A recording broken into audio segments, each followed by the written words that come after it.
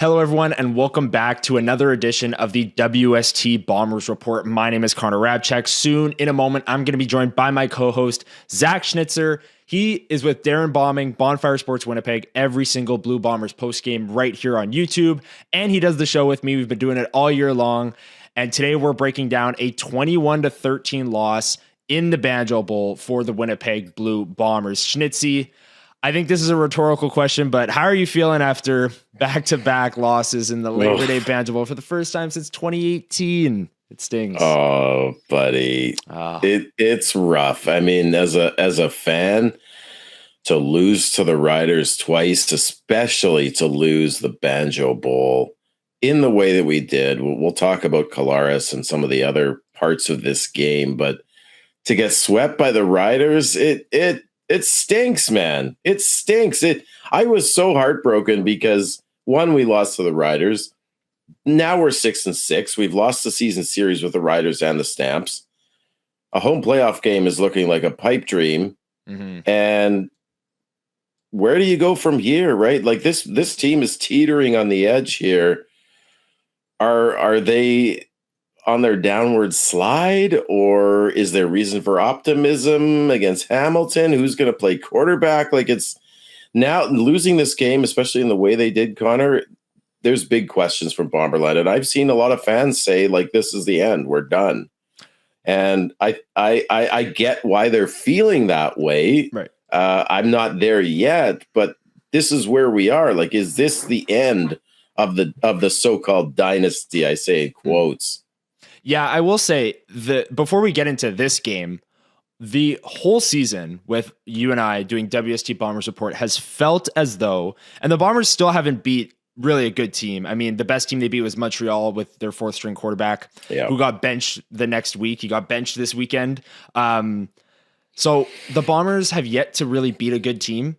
And Saskatchewan, the home and home, even the Banjo Bowl, I know Zach got hurt, and we'll get into that in a second, but this was the chance for them to kind of prove that they can step up and beat a good team. And they came so close on the road, and the hopes were so high that they could finally beat a good team, and they lost the way that they did. And like you said, there are still positives. There's still reason for a little bit of optimism despite the 6-6 record. But I say that to say that our whole show throughout this season has felt like Bombers beat a bad team.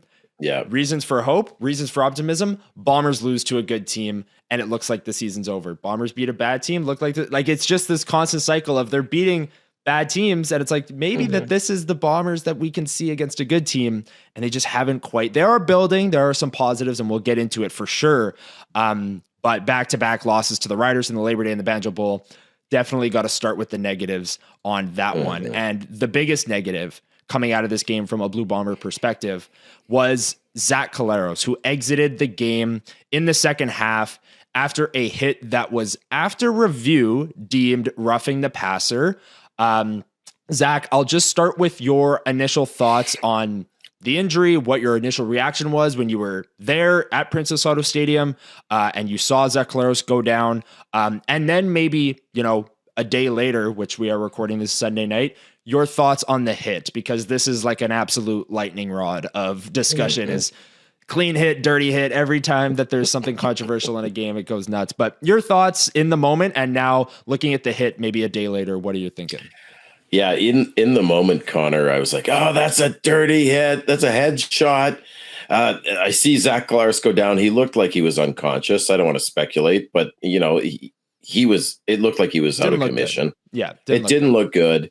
And then you think back to the recent memory, which informed my reaction, which is Zach Collaros getting knocked out by the Riders seemingly every single year around this time. Then, looking at the replay later, hearing from people around the league, Bombers fans and Riders fans and other media members and fans. And then, just today thinking about it, I think you and I agree that this wasn't a dirty hit. This wasn't a headshot. This wasn't a spearing. This wasn't an intent to injure, I don't think. I think Revis incidentally hits him in the head with his face mask. So technically it is a penalty. It is a roughing the passer because there's head contact. I don't have a problem with that, although a lot of people in Ryderville don't like that. But I don't think Revis is, and Revis even on Twitter posted that very night saying, like, I'm not a dirty player. I'm thinking about Zach, so that was a nice gesture. I mean, you could argue the bigger problem is this guy came off the edge and nobody blocked him. Yeah. Now, Brady, earlier in the game, Brady blocked him when he came off the edge, Revis on a blitz. And LaPolice was talking about it on the pregame last week in the Labor Day Classic. The first 3 first downs, Revis blitzed off the edge. So the Bombers should have seen it coming. There was some kind of bust in blocking schemes there, and it left Zach out to dry. And, then Zach gets up and runs off on his own power. So we don't want to speculate. We don't know what the future holds for Zach. He could very well play this Friday. We don't know. We probably a concussion. Again, don't want to speculate. But at the end of the day, I like I said, I don't think it was a dirty hit, but it was head contact. And unfortunately, the result is what everybody's talking about, which is that, even Milt Stegall is saying Zach should hang him up. So people are saying Zach's career is over, which is somewhat shocking. So it is shocking. And I do want to back your statement up a little bit as well, because I think it's fair for both of us who were there in the seats, at the Bomber game, to have that initial reaction of Zach Collaros down on the ground and being tended to, and a hit that in the moment didn't look good. It just looked like a bad situation, to immediately have that initial reaction of, oh my goodness, headshot, dirty hit, all of those things. I agree with you that after seeing this hit a day later now, and having seen it many, many times and watched it in super slow-mo many, many times, I'm fine with it being called roughing the passer because there is contact to the head, but that does not mean it's a dirty hit. Those are my thoughts on this hit. I don't think that Revis was, he came unblocked, and I think he made a good tackle. And look, you have a free shot on the quarterback. You're going to do everything you can to make him feel it. I don't think that there was, the head was the principal point of contact either. But again, it's so funny that Riders fans get hung up on, or they're getting hung up on the fact that this was called roughing the passer. The Bombers quarterback got knocked out of the game. The Bombers got 15 yards, didn't score on the drive anyways, and the Riders won from there. The Riders benefited from all of this. So the fact that they're mad about the roughing the passer is just kind of funny to me. But anyways, I don't think it was a dirty hit. I think it's fine to call this roughing the passer, especially after review when the refs can take every single little angle and look at it. But I don't think that it was a dirty hit or a malicious hit by any means. And I thought you put it well, Zach, that in the moment, I think everyone in Princess Auto Stadium, flashing back to the Labor Day Classic last year when the Riders knocked out Zach, and you just kind of have that initial reaction of, oh my goodness, dirty hit. Zach is out again.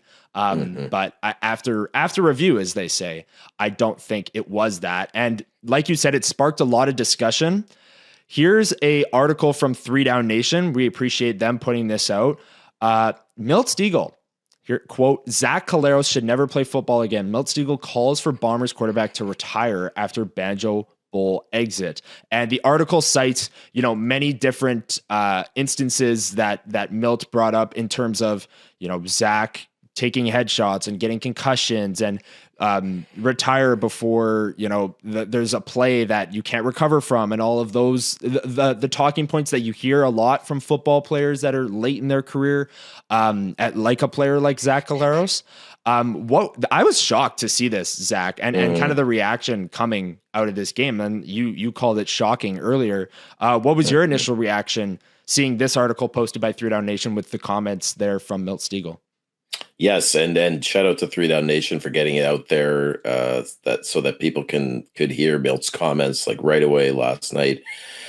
It's interesting because it's similar to the Zach Collaros hit itself, where my initial reaction was very different from my reaction as I thought about it. My initial reaction was like, "Whoa, Milt, you stay in your lane, buddy. You can't speculate that this is a concussion. We don't know. We don't know how injured Zach is. This could be precautionary. You're out of line for suggesting to a player that he hang him up. This is his career, right? This is his family. He has to make the decision for himself." But then I noticed the wording, the specific wording in this article, quoting Milt Stegall, is that he says, quote, and I'm paraphrasing, if this was my son, I would never let him play again. Yeah, here it is. Perfect. Mm-hmm. If it was my son, he wouldn't step on the field again, Milt Stegall said. And that jumped out at me, Connor. And I thought it was very telling that he talked about his son. Of course, tragically, his 20-year-old son, Chase, lost his life earlier this year. And I'm not going to sit here and tell you, Milt is still grieving and it's skewing his viewpoint. I actually think it's informing his viewpoint. I think it's given him perspective, Connor. And I don't think that's a bad thing. I think when something like that happens to you, it changes you. Mm-hmm. It gives you a different perspective. Like, this is just football. Like, God forbid Zach is more vulnerable to further concussions and he sustains permanent damage. He has a family with 3 kids. That's the last thing you want. And I think that's where Milt is coming from. And I actually, when I think about it that way, from a psychological perspective, I don't begrudge Milt Stegall for making this comment. In fact, I applaud him. Is he right? I don't know, because we don't know the extent of the injury. But I could say as a dad myself, like, if my son got a few concussions, would I want him to step back on the field and risk, further brain damage, mental health issues, all of those things that you see with a cumulative effect of concussions? Absolutely not. So as a Bombers fan, I didn't like it at first, but now that I thought about it more deeply, I applaud Milt, and whether he's right or not, he did it with class, and I don't begrudge him. Yeah, I thought that was well put, Schnitzy, and I agree with a lot of your thoughts there that you said, and he does say in the article quotes this quote, "I know the medical staff in Winnipeg, they do a great job. If he's medically cleared, they're doing the right thing. I know that. But then I'm looking at it, if I'm one of those board members or I'm an executive with the Blue Bombers, would I want my son to step back on the field again? That's the way I look at it. 100% Zach Collaros should never play football again." He's taken that stance. And again, when you bring in the perspective that you alluded to there, Schnitzy, which is one that Milt Stegall is tragically going through, you could see where he's coming from in a scenario like that. So I was also very shocked to see that report. And then especially, the headline, the story does a great job of outlining all of Milt's comments. And I encourage people to go read it if they want to. I know we showed some snippets there, but there's more to it if you want to go check it out. As for the rest of the game, outside of the Zach Collaros hit and him not being there, the Bombers lose 21-13. There are, a few positives. I guess we could start there with this Blue Bombers team and how they played against the Riders. 21-13 loss, like I said. The net yardage, 337-310 in favor of the Riders. First downs, 21-18 for the Riders as well. Big plays, 2-1 for Saskatchewan. And the turnovers, 4-1 in favor of the Riders. The Bombers turning the ball over 4 times on offense. And I think that paired with the Zach Collaros injury was really the difference in the game. And you can look at certain plays throughout the game, but in a game that's so low scoring with such, offense wasn't necessarily hard to come by. Like each team had 300 plus net yardage, but if you watch the game and you see how those yards compiled, it wasn't big splashy plays. It was 8-yard chunks on first down and 4 yards on second down and just staying ahead of the chains. It wasn't necessarily a shootout by any means. I do want to say, when it comes to the positives, I have to start with Ontaria Wilson. Was signed by the Bombers on Monday, the day after the Labor Day Classic, and with Dalton Schoen out for the rest of the season, which is a big piece of Bomber news, with a torn ACL. Ontaria Wilson immediately steps in as a slot back on this team and has 8 targets, catches 5 passes for 89 yards, a 17.8 yard average, and has the Bombers' only touchdown in this game on a pretty explosive play from a wide receiver. He catches a curl, makes a few defenders miss, and wins the race to the pylon. That's that dynamic ability that Nick Dembski brings. Nick Dembski also brings, that consistency, the steadiness, the safety blanket type of receiver. The Bombers were severely lacking a game breaker out on the edge. A lot of people cite Kenny Lawler walking as that being the reason that they're lacking that. And I'm not saying Ontaria Wilson is Kenny Lawler, but he has that game breaking ability where he can catch a 5-yard curl, and if he gets one block, it's a touchdown. And the Bombers really needed that out wide. I also want to mention Brady Oliveira got 20 carries in this game, 83 yards, 4.2 yard average on the ground. 14 yards was his longest run. That was his only run. 10 that was his yards. First run. It was his first run, and it was his only run 10 yards or longer. So the Riders' run defense, we've talked about them 2 weeks in a row now, very strong run defense, but the Bombers stuck with it in this game, giving him 20 carries. And then in relief of Zach Collaros, Chris Streveler comes in, completes 5 of 9 attempts with 2 interceptions and only 39 yards. So he really struggled coming in against this stout Riders defense. Zach, your just blanket thoughts on the game, some positives, some negatives, without maybe mentioning Zach Collaros leaving, which we've touched on extensively. Yeah. Listen, when you break down this game forensically, you could argue that this was a game that the Bombers gave away, just like last week. Yeah. Right. I know people want to, start the funeral for the Bombers dynasty, but this was a 1-score game. And last week was a 1-score game. The Bombers had 4 interceptions and the Riders got 12 points off of turnovers. Yeah. That is the game. You can talk about the Collaros injury and how the defense played and some of the play calling and all that. But Sergio missing 2 kicks, which was key in this game, it changed the complexion of the game completely. But at the end of the day, you throw 4 picks, you're not going to win many football games. Now, are there positives? Sure. They only allowed 1 sack versus 5 last week. They got Brady going a little bit. It was more because of sheer volume, but at least they stuck to the run game. They did just enough on offense to, if Sergio hits those 2 field goals, the 51 and the 48-yarder, this is a different game. If they don't throw 4 interceptions, even if they throw 2, it's possibly a different game. You talked about Wilson and Dembski standouts.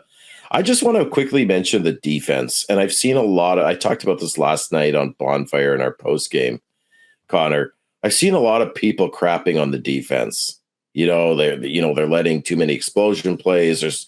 This one really bugs me. There's not enough pressure. Here's the thing with this defense. Let me throw some stats about the defense. Like you said, they only allowed 337 yards of net offense. They only allowed a 40% second down conversion rate by the Riders, which is pretty darn good. They only allowed 239 passing yards for Trevor Harris, no touchdowns and an interception, 58.1% completion percentage. That is extremely low for Trevor Harris. 7.7 yards per attempt. The Riders scored 21 points. Like I said, 12 of those were off turnovers.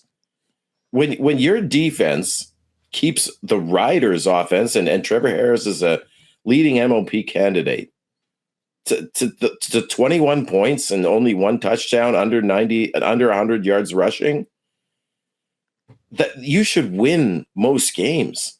The defense did more than enough to win this game. And you could talk about pressure and lack of pressure and all that. I mean, folks, this guy is the quickest release maybe in CFL history. He reads a defense so quickly. You zero blitz that guy, he's going to burn you. Yeah. This is a guy who, even if you blitz him, he's going to get the ball out so fast to his hot route, you're going to be screwed. That's not how you play Trevor Harris. And if you want the context of the whole season, the Banjo Bowl was Trevor Harris's worst game of the year. Even worse than those couple of Calgary games that he lost, Connor. So I don't see, and I get it. Like, it's like that nasty cold medication, right? It's disgusting, but it works, right? This isn't sexy to look at. There's no sacks here. There's no huge hits here. There's no 6-7 man blitz. It's not sexy, but it works. And I think people need to ease off the defense. Trevor Harris had a 69.2 efficiency rating. That's not very good. Yeah. I think the defense did its job. And I think if there's any reason for optimism going forward, it's that this defense two weeks in a row has not stymied Trevor Harris, Connor, but they've limited him. And that's with some rookies. You look at Vavel and Cam Allen, and Lawson Jr. is not a rookie, but it's his second year. They've done well, and at the same time, Vavel allows that. This was a turning point in the game for me. Saskatchewan was on their own 1 yard line. Yes, 100%. Well, clinging to a small lead, and Vavel allows a double move and a 48-yard pass, which really killed. So they do allow 2 explosive passes, and you don't want to see that from the secondary. But that was the exception. I thought the defense was fine. So that's some reason for optimism. But last thing I'll say is just you can't throw 4 interceptions. Now the last one's kind of a Hail Mary, but and maybe I don't know what you think. I'd be interested to hear your thoughts on the picks from my vantage point, and listening, reading our buddy Hodge's article on 3 Down, where he breaks down the games after every Bomber game. Great stuff from Hodge.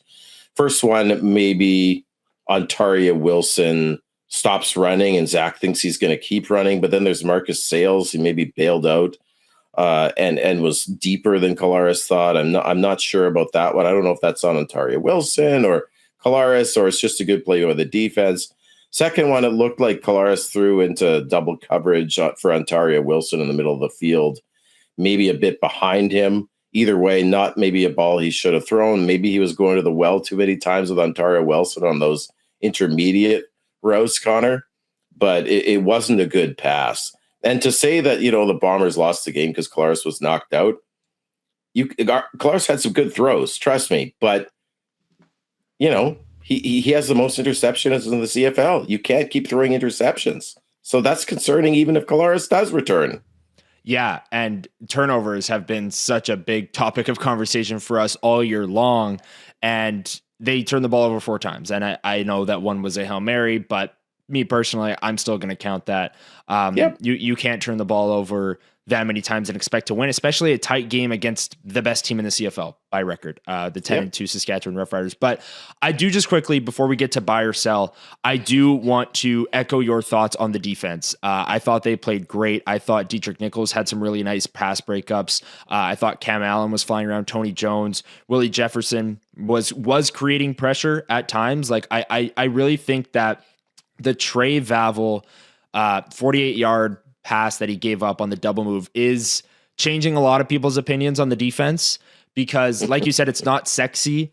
They're maybe getting a few first downs, Saskatchewan, and then they're stalling and they're punting and the Bombers are pinned deep. So it doesn't look great. You still gave up some yardage, but that play was such a key moment in the game. Saskatchewan stuck on their own 1. To give that up, I think a lot of people at that moment just said, defense giving up explosion plays, bad game from the deep. They just wrote them off in that very moment. And it was a huge play in the game. Like, I'm not discrediting that, but the rest of the game they were solid. And throughout the game, you mentioned this stat in your when you were talking about it, but 7.7 yards per attempt for Trevor Harris and the Saskatchewan Roughriders passing offense.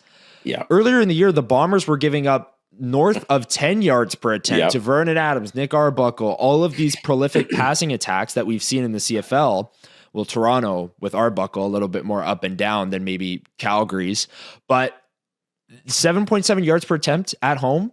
If you told me that was how efficiently Saskatchewan would pass the football, if you told me that Saturday morning, I would have taken that 100 times out of 100. That's a very good efficiency rating for the pass defense. And again, Winnipeg's yards per attempt in a game where their passing offense was okay, they threw 4 interceptions, which makes it look a hell of a lot worse, was 8.5.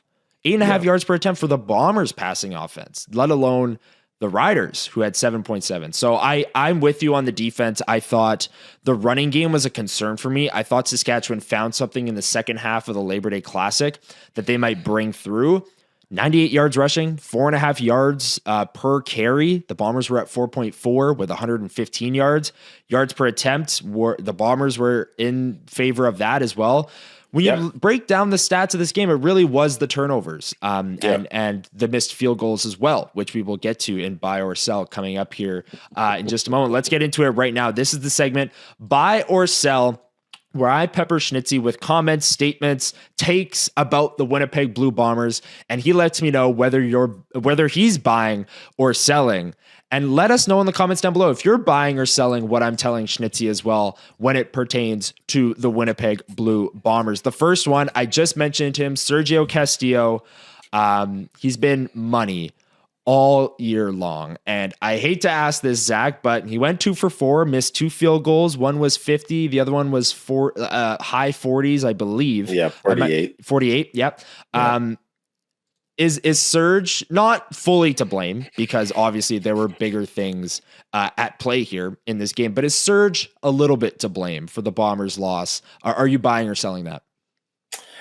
I'm buying that. It probably isn't a popular opinion. I mean, Serge has been surgical, right? Surgical nice. Serge. That's my nickname for him. Nice.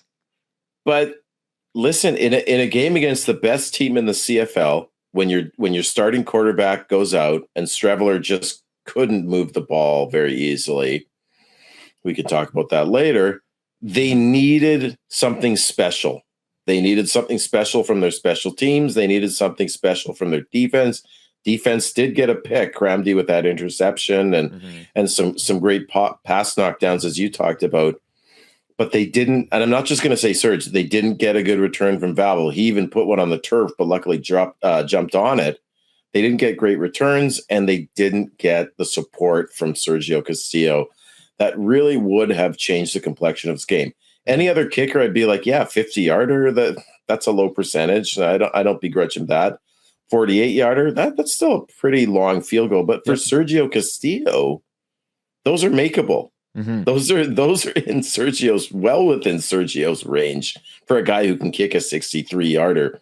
And just in terms of the psychology of the game, right? Like they were down 15-13. He missed a field goal. They would have been up by 1. Right. The end of the game, it would have been 21-19.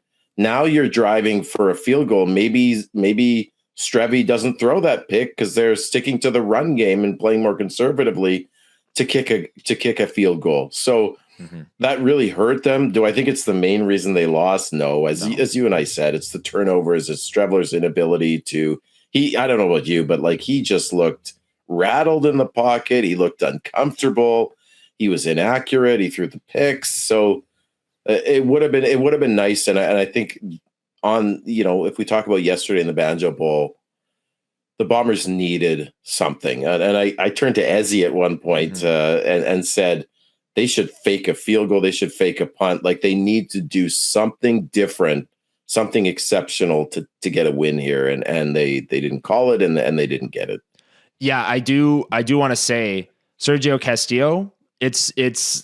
It's okay to say that he's been money all year long, and also the Bombers probably keep this game a lot closer or win it, or definitely have a much better chance at winning it if he hits the field goals that he has been hitting all season long. I don't think that's unfair to say on Sergio Castillo, who, if you've watched the Bombers this year, you know his importance to the team. You know how good he's been as a kicker.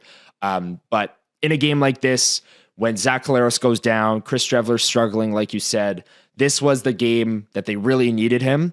And he missed those 2 field goals, which again, we've come accustomed to chip shots, 50, 48-yard field goals being chip shots for Serge at this point, but they're not, like those are tough kicks. And it was a bit of a chillier day, a bit windy as well. So not making excuses by any means, but definitely the Bombers would have handled things differently late in the fourth quarter had Serge made those 2 field goals that you can usually count on him to make. Zach, I'm going to hit you with a two-parter. So you can buy and sell one or the other, or both you can buy or both you can sell.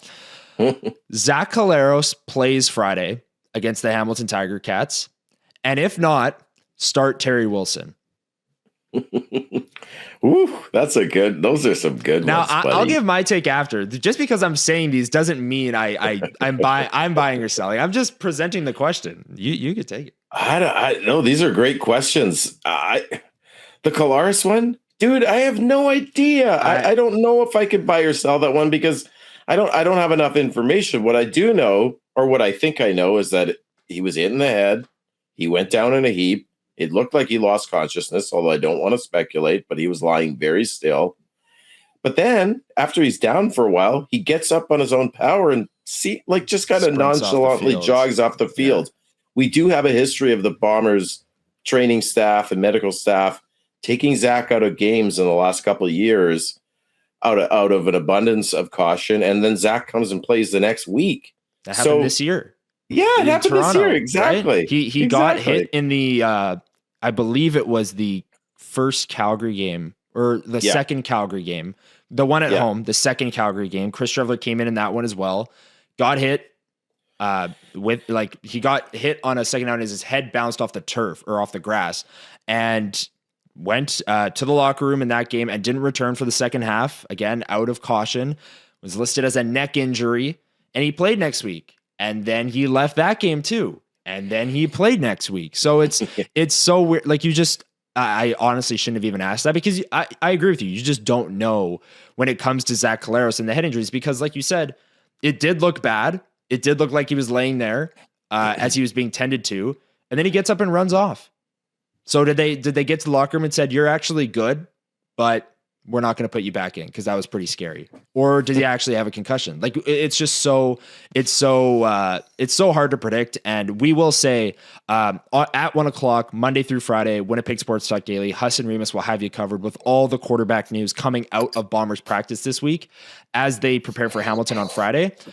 And Zach, if Zach Collaros cannot go, have we seen enough of Chris Streveler as the starter? I think this is a question as well before I let you answer. If Zach Collaros can't go, Streveler's almost certainly starting. You know, like the Bombers are loyal to their guys throughout this year. They've just started Streveler almost without a thought, you know, like he's the backup. But do you think there should be some extra thought there? Are you buying or selling that maybe Terry Wilson should be an option? I think that's one of the best buy or sells we've had here because that's another lightning rod, right? When you lose the Banjo Bowl to the Riders, there's going to be lightning rods, right? Because people are pissed off, like anybody but the Riders to lose to like that. I don't think so. I'm going to sell on that. Here's the thing with Chris Streveler. Did he play well yesterday? No, he had a -26 efficiency rating. Connor, I called you Carter. I'm thinking of that Jalen Carter thing. Nice. I've been obsessed with that. I'm like, what happened, and if Dak sort of incited him. Anyway, that was crazy. But yeah, like I have to base on what I've seen from Terry Wilson, and what I've seen is that he can be an explosive short yardage guy, but you thrust, albeit in the Grey Cup, and with that kind of pressure. He didn't do anything special. And then in the preseason, I thought he looked very uncomfortable in the pocket and inaccurate. Does he throw a pretty ball? Yeah, but like this is Winnipeg. You'll know this, Connor. We have a history of always lauding the backup quarterback, whether it was Alex Brink or Joey Elliott back in the day, right? Dan Lefevre, get him in, right? But from what I've seen, there's nothing that tells me that Terry Wilson is going to necessarily do any better. What I do have is a history of games that Streveler has started that he's in fact won, right? Like he can run the offense. He's 2-0 as a starter this year. Now, the first one, the week 2 game, the home opener, was against a BC defense that we now see is extremely flawed, and judging by the Crumback 2.0 the other night, Ottawa doing Winnipeg a big favor. And then he is the starter against the Argos when they won 41-30, but he threw 3 interceptions, less than 200 yards, and And that explosive point output was paced by 2 return touchdowns and a defensive touchdown. Mm-hmm. So, is Streveler popping off the page? Absolutely not. He needs to be better. I think Streveler can win you a game. We'll talk more about Hamilton when we preview the game. But I do think there's a path to victory if Streveler starts, if there's the appropriate game plan for him, if he knows he's starting from practice 1, from day 1, and he has the whole week to prep. I do think there's a path to victory, but not if he drops back and passes 20, 25 times. You have to have a game plan for him. Last thing I'll say on that, Connor, you'll remember this play. It was late in the fourth quarter. It was a first down, and Streveler runs for 6 yards, but it was such a beautifully executed play call. They had a fake sweep to Dembski, and then he was on the bootleg and he ran, and it really fooled the Riders. It was great misdirection by Hogan there. If they can do more of that, if they can get Streveler on the run, rolling to his right, breaking the field in half so he doesn't have to read the whole field, get it to his receivers, maybe coming back to the football or breaking down the field, I think there's a path to victory. But obviously you'd prefer Zach Collaros. But no, I'm selling on Terry Wilson.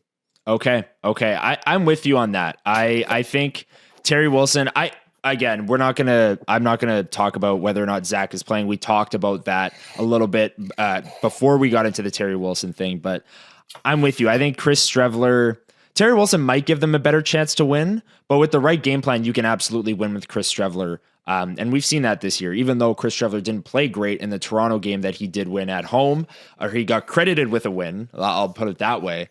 I still think that it will be Chris Streveler if Collaros can't go. And I don't think that immediately means the Bombers, they have no chance of winning or anything like that. So against a team like Hamilton, we'll preview it. They're going to need to keep up offensively, and they might have a lot of catching up to do if Hamilton's offense, which has been very prolific this season, begins to run wild. That was buy or sell, where I pepper Schnitzy with statements about the Bombers, as crazy as they might be, and he lets me know whether he's buying or selling. So let us know in the comments down below if you're buying or selling what I was saying. And now let's get to our segment where we lean on the fans a little bit, the Blue Crew Review. This is the segment where I put out a tweet after every single Bomber game calling for questions from the fans, from the Blue Crew, and you guys have given us some great questions over the weeks, and we got even more this week. So let's get into it, Zach. I'll ask you the first one here. From our guy, Elliot, who's asked a question, I think, on every single Bomber report. Very dedicated Bomber fan. Thank you so much, Elliot, for asking this question. What has to happen for the Bombers to close out games against big teams? Now, this has been something that they've very much struggled with this year. I said very early on in the episode that they haven't really beaten a good team yet, and this home and home was really their chance to do it, and they came so close in the Labor Day Classic. Banjo Bowl close as well, but their starting quarterback went down with an injury. I really don't know where to start when it comes to closing out games against big teams, but I'll start with turnovers. I think that's where I'll start is 4 turnovers. You're not going to be able to close out games against a team as good as the Riders, even though you're at home in front of 32,000 plus going nuts for the Bombers. Where do you start when talking about closing out games against good teams? Oh, I think you nailed it. I mean, I think it's low hanging fruit, and it's delicious, tasty fruit. You can't help but eat it. Take a bite, right? Like it's turnovers, buddy. Yeah. Like 4 picks last game. Collaros has the most picks in the CFL. Winnipeg has the worst turnover ratio in the CFL. You can't. They turn the ball over 30 times. Yeah, like you can't win like that. And we'll talk about Hamilton because Hamilton isn't the greatest defense in the world, but they also have the best. They have the most points off turnovers. Does Hamilton? Mm-hmm. Most interceptions. So if they want to close out a game against Hamilton next week in Hamilton, and we talked about this a few weeks ago, where games seem to be a little crazy. Remember that? What's his name had 5? Dane Evans, the game of his life. When the Bombers were at their peak in 2023, he threw for 5 touchdowns. They beat him 48-31. It's a strange place to play in Hamilton. The point is it's the turnovers for this team has killed them all season. You could talk about penalties in the Labor Day Classic, and you could talk about game planning. We talked about this last week when we broke down the Labor Day Classic, Connor. It's Hogan and that coaching staff, maybe O'Shea's in there too, where they're being aggressive when they shouldn't be, which causes turnovers or sacks that take them out of field goal range, that takes points off the board, or they're being conservative when they should be aggressive, like when Streveler's in with the big team on first and goal from the 5 and nothing happens, and then they don't go for it from 3rd and 2 with arguably one of the maybe first or second best running back in the CFL and Brady Oliveira. I'm thinking about James Butler this year. Is that an incredible year?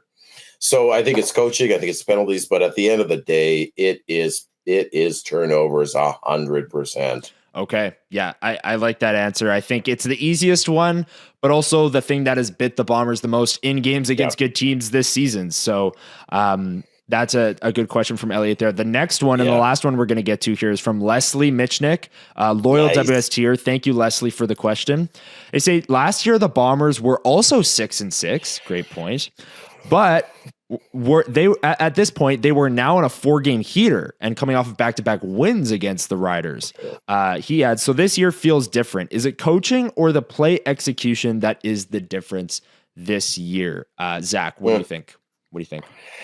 Oh, I think it's a little bit of both. I mean, it's hard to tease apart what is play calling and what's execution. We talked about play calling a lot this year, right? You go back to that Calgary game in Winnipeg, the back-to-back, where they're first and goal from the 7, and Streveler rolls out, which is fine. You know, he could maybe try and run into the end zone, but he makes a really ill-advised pass, which Adrian Green picks off, goes the other way. The Stamps end up scoring a touchdown. That was the game, right? And the question is, was that Hogan's play? I'm just using this as an example, but was that Hogan's play call to have Strevy try and throw there across his body? You're thinking probably not. My sense is that was execution. That was Streveler making a poor decision. But then you have the Streveler pick against Toronto, Connor, where the Bombers were up by 6. They could have easily gone up by 9 to almost ice the game. 2-score. I think there was a minute and a half left. You're not mathematically icing the game, but pretty close with a 2-score lead. And Streveler throws a jump ball to Jarrett Stearns, who's 5'8", against Tavares McFadden, who's 6'2", and it gets picked off. And that is play calling. That was designed. Now, should Streveler maybe have put a little more air on it? Sure, but that was called. Like, what are you doing? Right? Mm-hmm. We were furious. We were steaming mad about that call. You think about this. We talked about this a second ago. The Labor Day Classic, and in a really tight game where you couldn't afford to make these kinds of mistakes, the Bombers left 3 points on the field at the end of the second half on 2nd and inches, which Hogan called a free play, and even Mike O'Shea doubled down on it. Zach gets sacked for 7 yards, and Sergio misses the field goal. That you could argue those were those 3 points were the difference in the game, and that's play calling. So I think it's both. I think it's Collaros is sometimes foolhardy, and he's not he's a gunslinger. We love that about Collaros, and sometimes it works, but when it doesn't, it really doesn't, and he will throw balls that he shouldn't seemingly every game. That's more execution. I don't know if I think the other thing you could talk about is talent. I don't know that this O-line is good enough. Now, I'm not enough of an X's and O's guys to break down the O-line, but they couldn't really get Brady any big runs against the Riders yesterday. 4.2 yard average, right? They couldn't seemingly run block very effectively, albeit against the Riders defense, but then they allow 5 sacks last game. But again, is that you never know with sacks, right? Is it the wrong depth of the route for the receiver? Is it the lack of blocking? Or is it sometimes Zach lack of execution where he has a clean pocket and he seems to speed up a little bit too much and try and break contain when he shouldn't? He has the time to throw. But then it's, as Darren says, football's 4D chess. Are their receivers open? There's been games, I think, where they weren't open or they were running the wrong routes. So I think it's a multitude of things, but I do think it's both play calling and execution. What do you think there, Connor? I'm with you on that. I think that was very well said. I think you outlined it well, how there are certain moments where it's very clearly the coaching and there are moments where it's very clearly the execution. And we've talked about this as the season has gone on as well. The Bombers just haven't put it all together for a great performance against a strong team. Where you're so right. There's moments of great play calling, like the final 3.5 minutes against the Riders in the Labor Day Classic, where Zach Collaros is slinging it all over the field. The play calling's good. The execution's good. They get all the way down to the 2, and then they get to the 2-point convert, and then there's questions about the play calling. And it's just, it's right there, and it's never come together in a full game for a full performance, and nor should it. I mean, Darren makes a good point. Football's 4D chess. It's not going to be perfect every single snap of every single game, but there's just more mistakes and more, mental errors this year than we're accustomed to over the last 5 years for this Winnipeg Blue Bombers team. So that was a Blue Crew review. Thank you to Elliot and Leslie for the questions. We really appreciate it. And now, Zach, let's quickly give our keys to the game, if we will, on this upcoming game. The Bombers now traveling to Hamilton, a game that has been very tough for them over the last number of years. The post Labor Day Banjo Bowl road game in Hamilton has been kind of a house of demons, if you will, for the Blue Bombers, because usually, and this year, no different, the home and home against the Riders are very emotional games, high stakes games. And what happens a lot in the NFL, which is a week-to-week league, and the CFL, you'll see teams play these emotional games and sometimes pick up emotional wins, and then there's a bit of a letdown next week, the week after, I should say. I could see that happening here for the Bombers, even though they're coming off 2 losses in emotional games. They should be desperate. We'll know more later in the week when it comes to Zach Collaros' status. But where are you at with maybe how the Bombers can defend this Hamilton team that is very good through the air passing with Bo Levi Mitchell at quarterback? Yeah, absolutely. This is the hallmark of the Hamilton Tiger Cats, is their offense. They pass the ball very, very well, and they have the 3rd most average passing yards per game in the CFL. They have a decent completion percentage. They have the most passing TDs. They have the 2nd highest pass efficiency. So, and they don't allow a lot of sacks. So even though they don't run the ball, which conceivably would make them more vulnerable to sacks, Bo is just hitting his targets, and he's hitting a lot of 30+ yard completions as well. So they're a tough defense to defend now, or offense to defend. Sorry, but the Bombers, Derek Taylor put this so well, and I looked at the stats, and he's exactly right. The Bombers have the best completion percentage against in the CFL, and not just the best, they have it by a wide margin. They have the difference between them and Ottawa, who's second in this statistical category, is a wider difference than it is between Ottawa and the team that has the worst completion percentage against in Edmonton. Like that's 1 to 2 is a bigger difference than 2 to 9. Wow. So I think the Bombers can lean on that, if they can keep the explosion plays to a minimum, and they've been vulnerable in the past. We've talked about that. But in the last couple of games, they've tightened it up, except for, maybe 1 or 2, Connor. Yeah. If they can limit the explosive pass and keep that completion percentage down, they would be in a position to win this game. Because, like I said, Hamilton doesn't run the ball.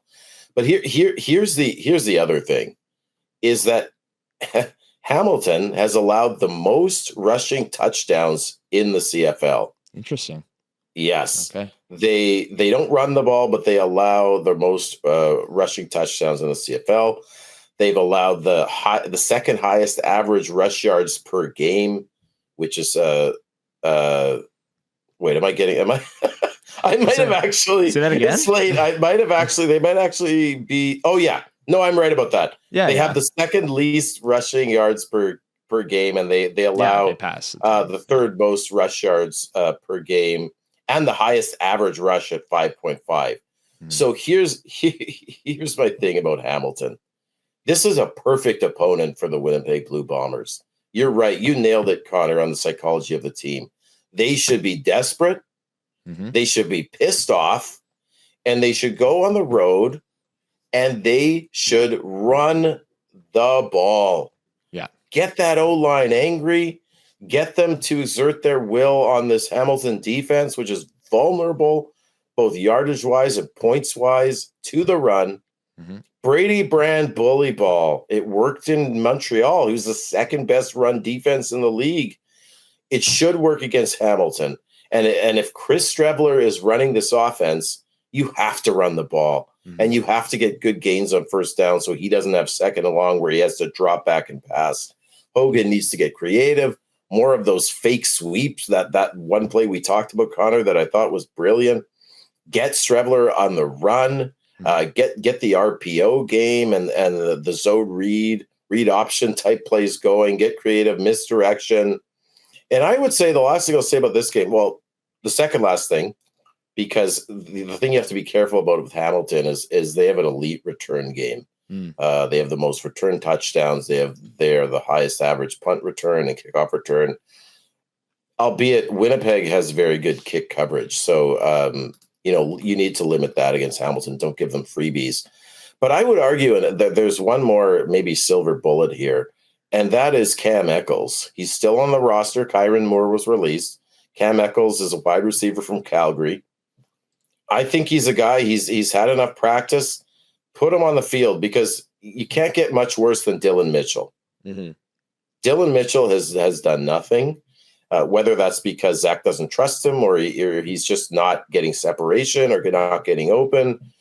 Cam Eccles is a guy that did do some damage. He played for 12 games last year in Calgary. He had 363 yards. He had 4 touchdowns, which is pretty good. So he's a guy that I think maybe has some upside. I'd like to see him. He has decent size, 6 feet, 195 pounds out of Western Kentucky.